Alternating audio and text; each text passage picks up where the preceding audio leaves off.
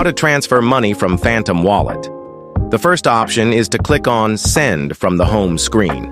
Then select the token, in this case Solana, and paste the wallet address you want to withdraw to. For example, to find my Coinbase wallet address, go to Coinbase, click on Transfer, then Receive Crypto, select Solana, and copy the wallet address. Make sure it's on the Solana network.